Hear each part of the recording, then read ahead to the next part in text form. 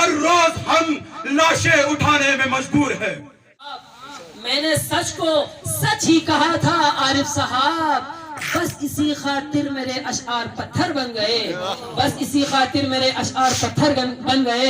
اب میں گلگت سے اسکردو کی جانب جو قافلہ رواں دواں ہے، انہی میں سے ہمارے علی رضا بھائی یہاں پہ تشریف رکھتے ہیں.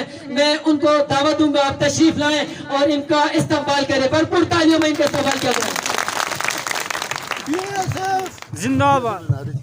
نعرہ بی ایس ایف، جیے جیے جیے بی ایس ایف. نعرہ بی ایس ایف، جیے جیے جیے بی ایس ایف. اعوذ باللہ من الشیطان اللعین الرجیم، بسم اللہ الرحمن الرحیم.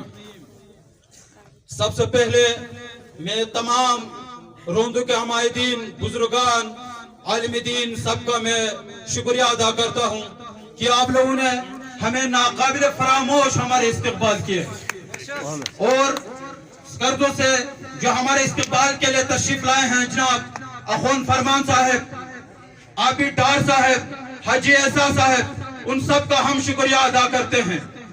مجھے ہمارے پاس ٹائم نہیں ہے، میں صرف ایک پیغام دینا چاہتا ہوں قوم کے لیے، ایک پیغام دینا چاہتا ہوں. ارباب اختیار کان کھول کے سن لے، پوری دنیا جانتی ہے یہ روڈ کس نے بنی ہے، یہ روڈ کس نے بنائی ہے. ایک ایسی ناقص کمپنی نے بنائی جس نے ہماری روڈ کو اس طرح سے بنائی کہ آج ہر روز ہم لاشیں اٹھانے میں مجبور ہیں. ہم دوبارہ اس طرح کے حادثات دیکھنے کے لیے تیار نہیں ہیں. السلام علیکم ورحمۃ اللہ وبرکاتہ.